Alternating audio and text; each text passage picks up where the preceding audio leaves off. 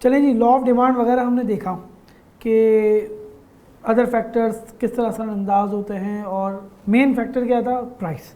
तो मैं अगर इसको थोड़ा सा आज के टॉपिक से पहले, क्योंकि वो कनेक्टेड ही है लॉ ऑफ डिमांड से, तो आज के टॉपिक से पहले मैं थोड़ा सा बैकग्राउंड के व्हाट टॉपिक इज़ तो and how it is related to the law of demand वो ज़रा डिस्कस करते हैं।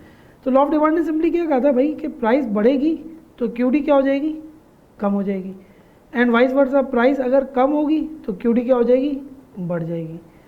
तो this was the basic phenomena of law of demand. ठीक है, अब ज़रा यहाँ पे देखें, मैं अगर ये कहता हूँ कि जनाब कि ये प्राइस का बढ़ना या कम होना और उसके नतीजे में डिमांड का बढ़ना या कम होना, तो कलेक्टिवली हमने इसको देखा था, हम कहते हैं इसको चेंज, कि प्राइस चेंज होगी तो क्यूडी भी क्या हो जाएगी, चेंज हो जाएगी। चेंज मीन्स इधर इंक्रीज इधर डिक्रीज।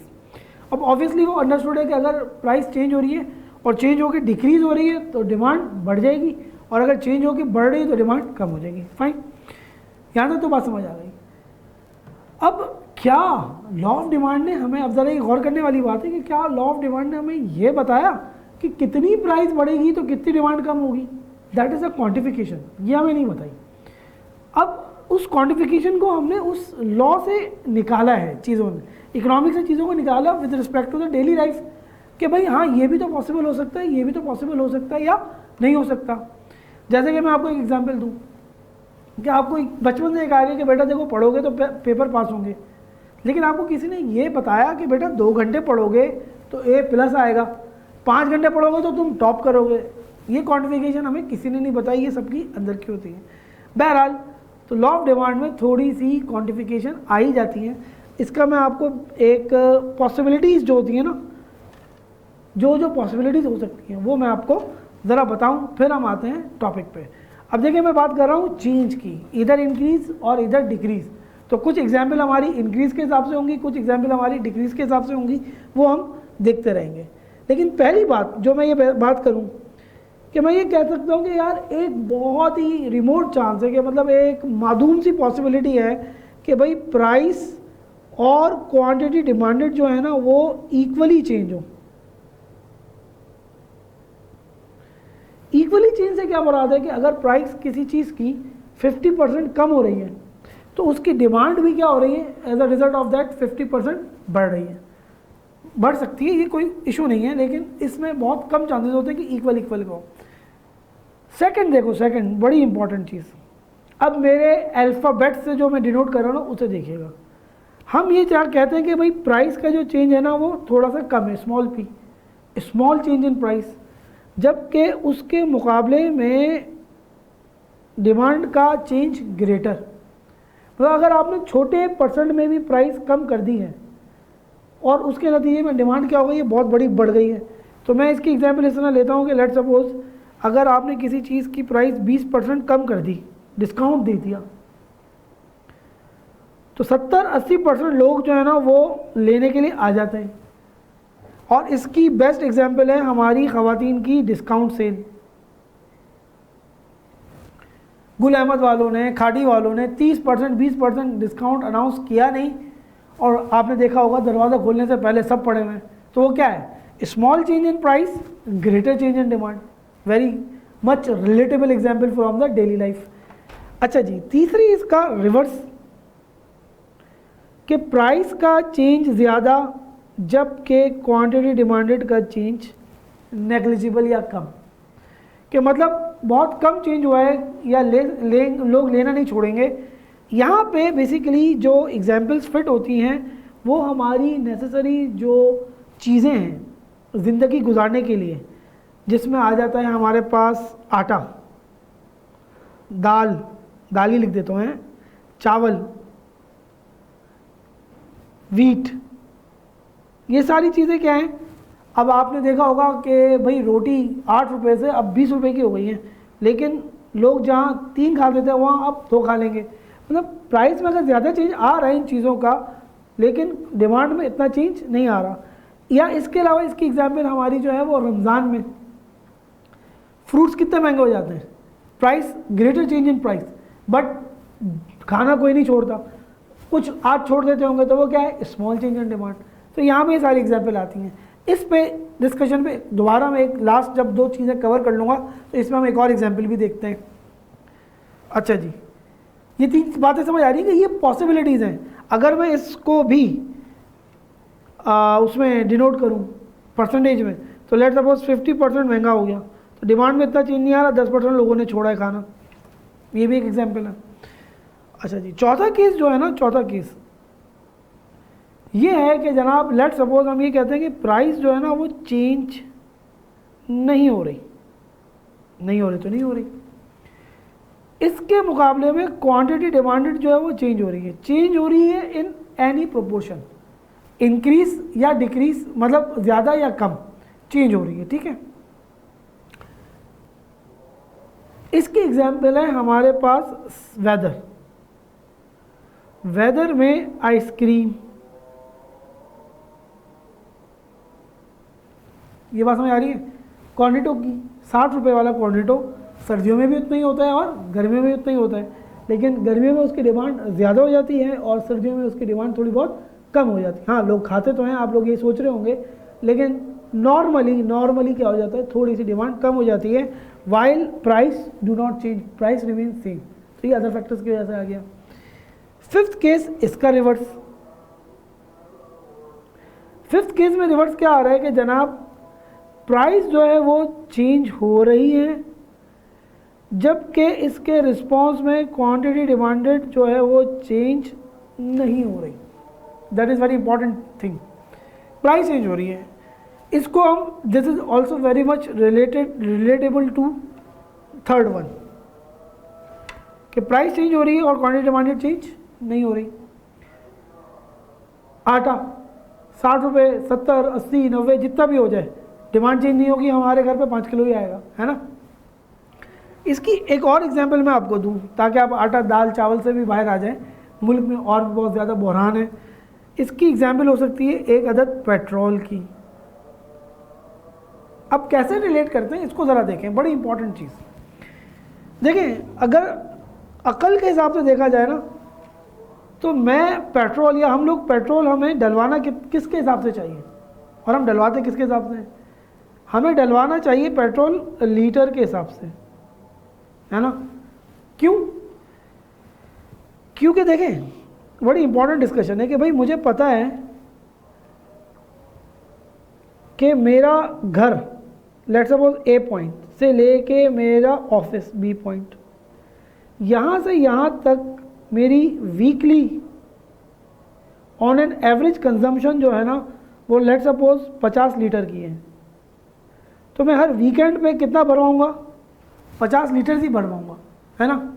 कीपिंग इन व्यू के वीकेंड पे कहीं बाहर भी जाना है तो उसका जो एक प्रोविज़न रख के मैं 50 लीटर भरवाऊँगा। वहाँ पे ऑफिस तक की रिक्वायरमेंट आने जाने की मेरी समझो टोटल 40-45 है और 50 में एहतियातन आने जाने का। तो ये अब मेरा देखो डिमांड कितनी है actually to fulfil that week requirement is 50 litres. अब मुझे तो चाहिए कितने? 50 लीटर्स ही चाहिए। अब चाहे प्राइस 80 रुपये पर लीटर हो, चाहे प्राइस 110 रुपये पर लीटर हो, या चाहे प्राइस 160 रुपये पर लीटर हो, प्राइस चेंज होती रहेगी, लेकिन मेरी क्या 50 लीटर की डिमांड चेंज होगी? नहीं होगी। तो दिस इज द कॉन्सेप्ट कि price changes but demand do not change. अब इधर आ जाओ ऊपर, ये दोनों cases are very much relatable to each other.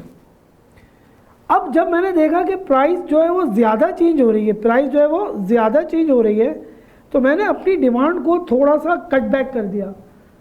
थोड़ा सा कट बैक इस तरह किया कि मैंने कहा यार जो वीकेंड में निकलता था बच्चों को लेके दोस्तों में, उसमें से अब मैं हर एक वीकेंड में ये काम कम कर दूंगा, घर पे सोऊंगा आराम से, टेंशन नहीं है। तो अब मेरी demand of that 50 litres automatically क्या हो जाएगी? थोड़ी सी कम हो जाएगी। तो ये दोनों केसेस यहाँ पे पॉसिबल है। ये बात समझ आ गई?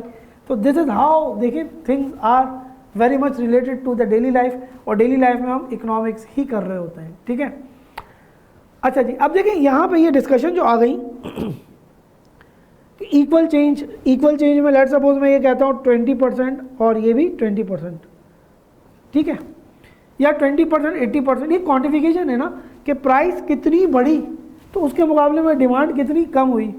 तो दिस क्वांटिफिकेशन और दिस मेजरमेंट का process is known as, our topic that is known as elasticity of demand.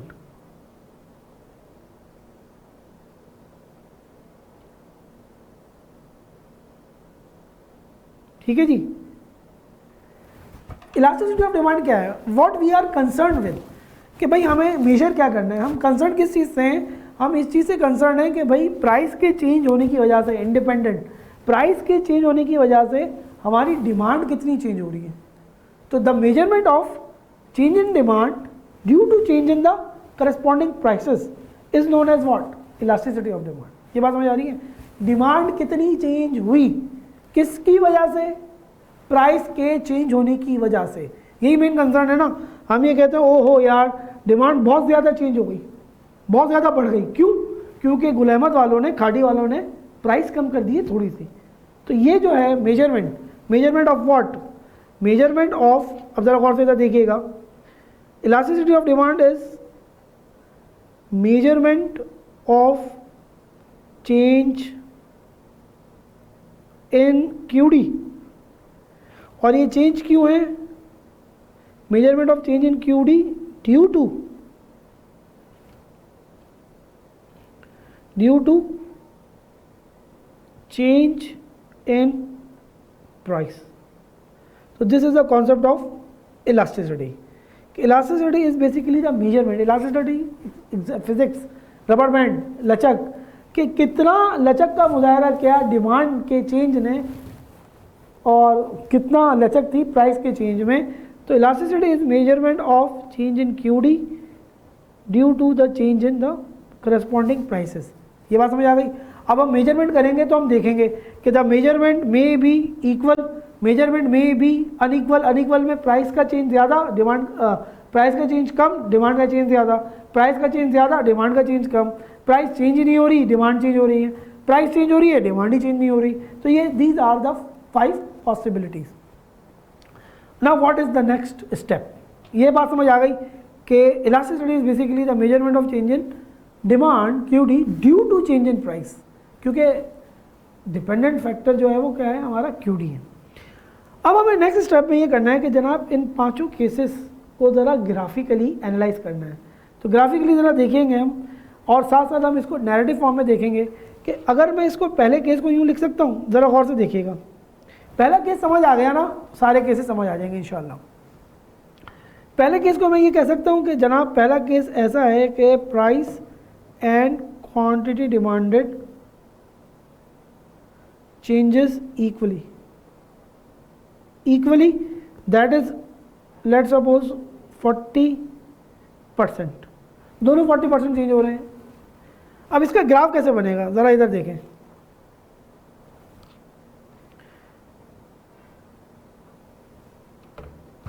इसको हम ज़रा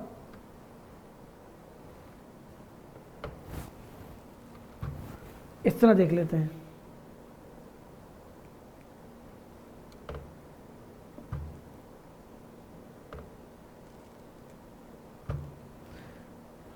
यहाँ पे आ जाता है बेसिकली हमारे पास QD, और यहाँ पे आ सकता है हमारे पास प्राइस। ठीक है जी।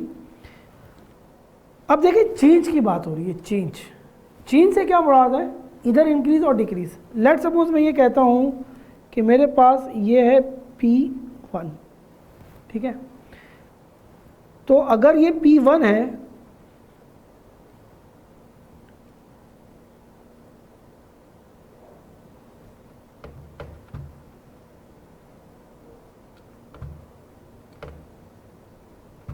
तो इसके करस्पॉन्डिंग मेरे पास ये क्या आ गई, Q1 आ गई।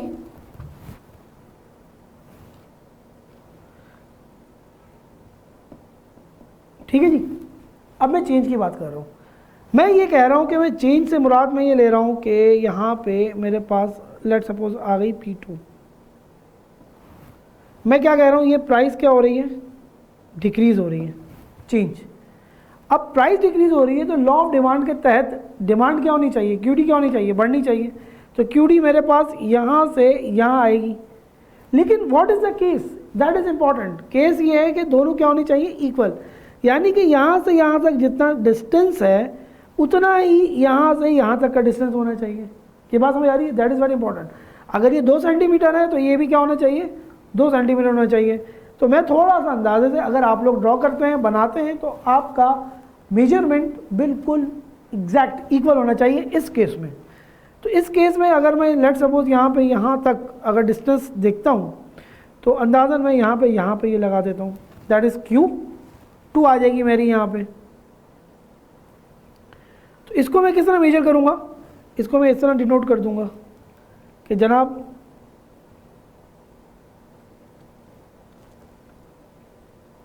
यहाँ से यहाँ और फिर यहाँ से यहाँ, ये मेरा आ गया Q2। इसको थोड़ा सा हम आगे कर देते हैं, ठीक है जी। Now this area and this area represents what? Equal change. थोड़ा बहुत चल जाता है, आप लोग मेजरमेंट से बनाइएगा। अब एक और इंपॉर्टेंट फैक्टर कि अगर प्राइस कम हो रही है तो डिमांड मेरी बढ़ रही है। लेकिन मैं अगर रिवर्स करूं, लेट सपोज मैं यहाँ पे लेके जाता हूँ कि यहाँ से यहाँ प्राइस बढ़ रही है, तो मेरी डिमांड क्या हो जाएगी? कम हो जाएगी। वही एक्सटेंशन कॉन्ट्रैक्शन वाला कॉन्सेप्ट आ जाएगा। एक और बात गौर से सुने ज़रा, यहाँ पे हम डिस्कस कर रहे हैं चेंज, इंक्रीज और डिक्रीज। अब अगर फिजिक्स में जाएं तो फिजिक्स में आपने एक चीज़ पढ़ी होगी, चेंज का एरोस के थ्रू जो हम बनाते हैं वो इस तरह बनाते हैं, एक यूँ एक यूँ, ये चेंज को डिनोट करता है। तो सिमिलरली यहाँ पे भी क्या आ जाएगा? यहाँ पे भी अब हम इस तरह कर सकते हैं, एक यूँ और एक यूँ, कि भाई आधा आधा चेंज, इंक्रीज और डिक्रीज को आधा आधा दिखाएंगे तो it means it is change. यहाँ तक बातें समझ आ गई हैं कि this area is representing change in price and this area is representing change in QD and both are equal, that is 40%. अब जब ये चीज़ें समझ आ गई हैं तो we have got 2 points, ये और ये, तो इसको अब हम मिला देंगे।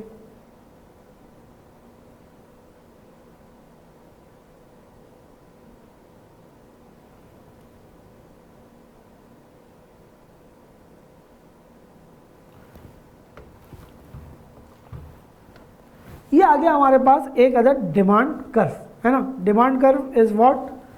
रिप्रेजेंटिंग द 2 पॉइंट्स ए और बी, और अगर हम ए से बी पे जा रहे हैं, this is A point and this is B point, A से बी पे जा रहे हैं तो it is extension in QD, और अगर हम बी से ए पे जाएंगे तो it is contraction in QD। यहाँ से बात समझ आ गई। This area represents equal change, that is 40% change in price, and this area represents equal change, that is 40% in QD। अब हम दूसरा केस देखते हैं। दूसरा केस क्या कहता है? इसको मैं इंग्लिश में ये कह सकता हूँ, small change in price and greater change in QD। इसका ग्राफ कंपैरेटिवली आसान है। तो दूसरा केस मैं लिख देता हूँ, स्मॉल चेंज इन प्राइस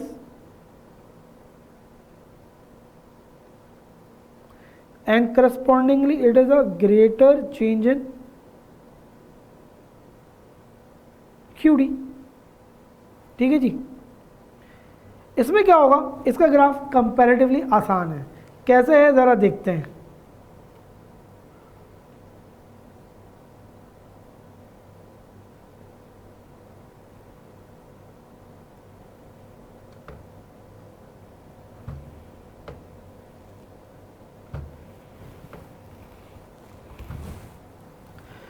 अब देखें यहाँ पे आ गया हमारे पास QD और यहाँ पे आ गया हमारे पास price as usual. Small change in price यानी कि मैं अगर यहाँ से यहाँ पे अगर प्राइस का चेंज दिखाता हूँ P1 से P2, तो मेरा डिमांड का चेंज क्या होगा? Q1 से Q2 ज़्यादा होगा, ग्रेटर दिखे कि हाँ यार ये स्मॉल चेंज इन प्राइस है और ये ग्रेटर चेंज इन प्राइस है। तो अगर मैं P1 से Q1 मिलाता हूँ,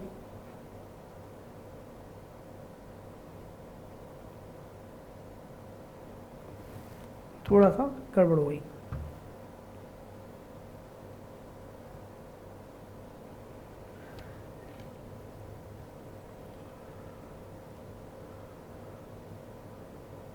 ठीक है जी। तो अब P2 से Q2 कैसे मिलेगा? ये इस तरह मिलेगा।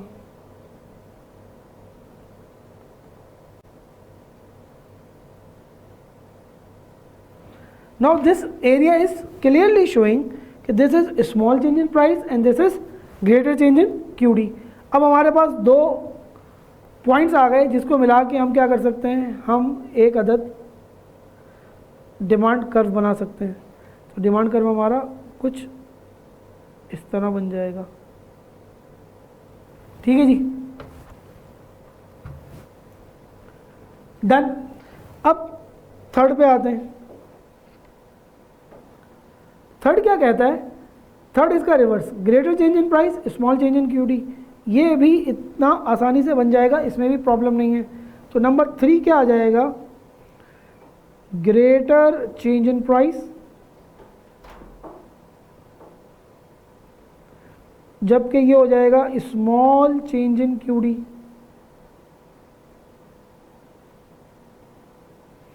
इसको ज़रा हम अब क्विकली बना लेते हैं ताकि आपके कॉन्सेप्ट्स भी क्लियर हों और ये सेशन भी जल्दी ख़त्म हो जाए. प्राइस क्यूडी रफ फर्क. ठीक है, अब greater change in price, greater change in price यहाँ से यहाँ, स्मॉल चेंज इन प्राइस यहाँ से यहाँ दिखे, Q1 Q2 P1 and P2. अब इसको मिला देंगे, P1 से Q1 और P2 से Q2 और ये हमारा ग्राफ आ गया. इसको हम ज़रा लाइन से बना लेते हैं ताकि आपके कॉन्सेप्ट क्लियर रहें.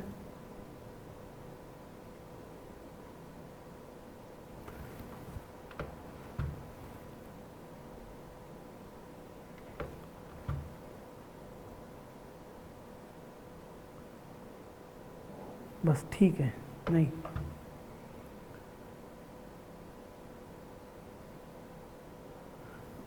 That's fine. सही है जी. ये क्या हुआ,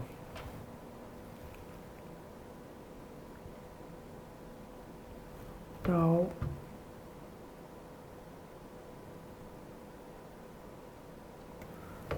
डन है, इतना काफ़ी है. ठीक है जी. अब ये देखें, ये एरिया जो है वो रिप्रेजेंट कर रहा है ग्रेटर चेंज इन प्राइस, ये कर रहा है स्मॉल चेंज इन क्यूडी. तो ये 3 केसेस तो हो गए. Now we are left with the 2 cases, that is no change in price and demand changes and price changes and no change in demand. तो नो चेंज इन प्राइस वाला concept पढ़ लेते हैं, ये ज़रा इंपॉर्टेंट है. तो चौथा केस इस तरह लिख सकते हैं, प्राइस डू नॉट चेंज जबकि क्वांटिटी डिमांडेड चेंजेस. और पांचवा केस इसी का reverse, that is price changes और quantity demanded do not change. ठीक है जी. इनके ग्राफ साथ साथ बनाते हैं.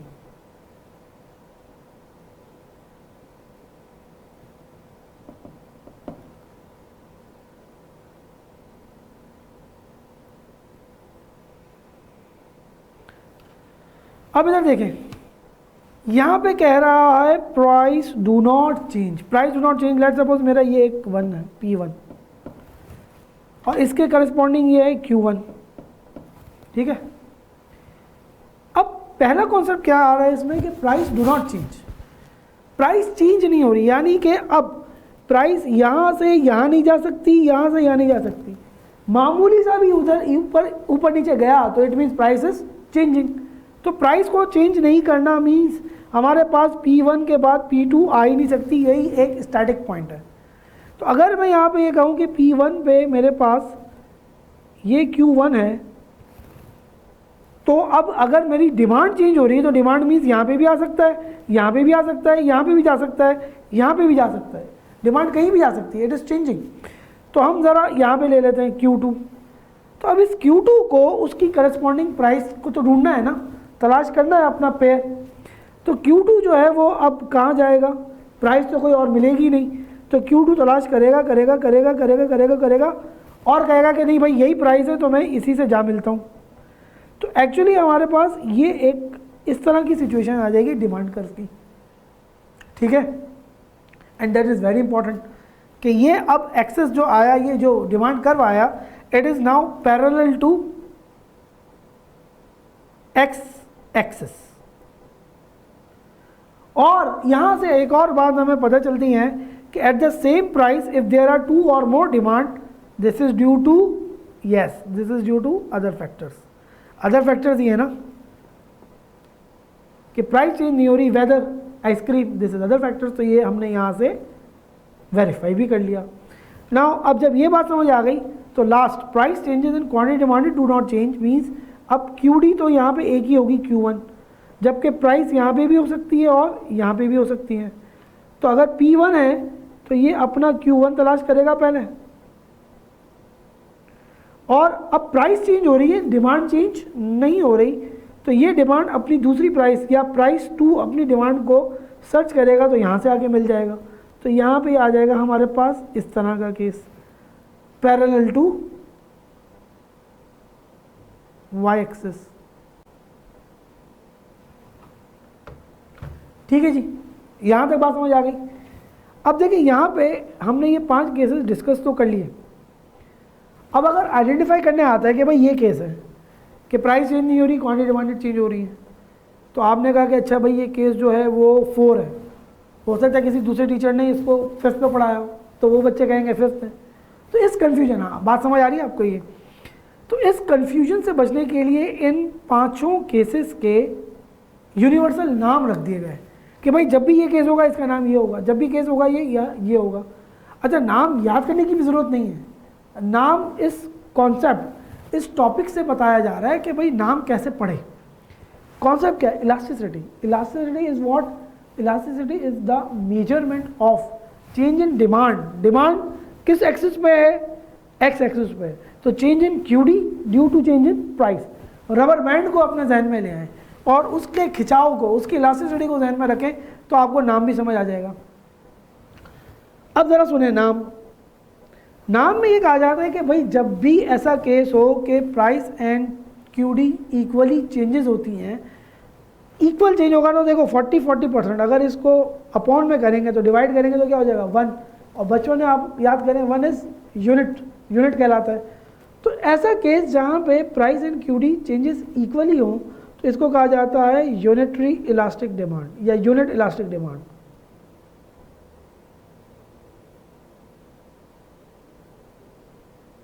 ठीक है जी।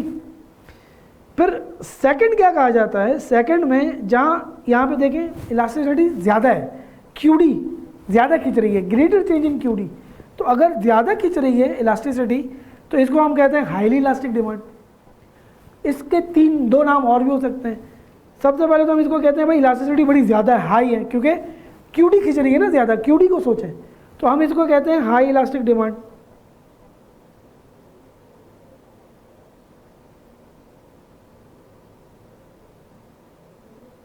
ठीक है, इसका हाई की जगह सिर्फ और सिर्फ अगर इलास्टिक डिमांड भी रख दें तो नाम काफ़ी है। इलास्टिक मीन्स ज़्यादा, वो तो यूनिट इलास्टिक हो गया, ये इलास्टिक या हाई इलास्टिक, या इसको कहा जाता है कि अगर आप हाई ना लिख के आप बोलें रिलेटिवली इलास्टिक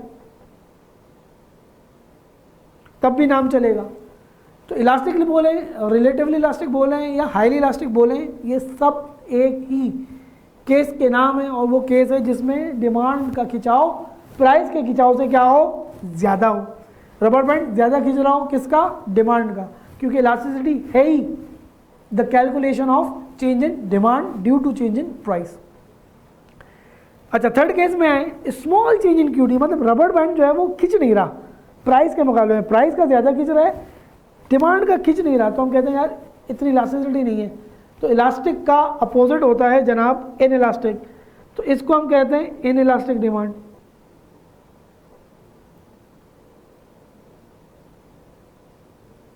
ठीक है जी।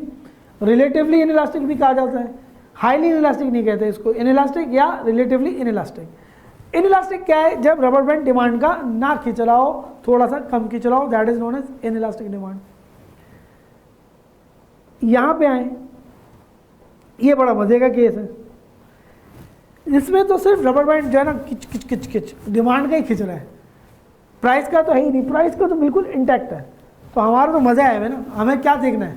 डिमांड का चेंज। तो जब ज़्यादा खींच रहा है तो हाईली इलास्टिक, रिलेटिवली इलास्टिक, और यहाँ पे तो खींचे ही जा रहा है, तो इसलिए इसको कहते हैं जनाब परफेक्टली इलास्टिक डिमांड।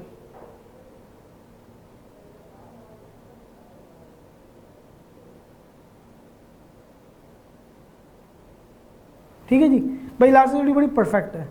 तो जब यहाँ पे परफेक्ट है तो यहाँ पे क्या हो जाएगी, खिंच ही नहीं रहा भाई, इंटैक्ट है, तो इसको कहते हैं हम परफेक्टली इन इलास्टिक डिमांड।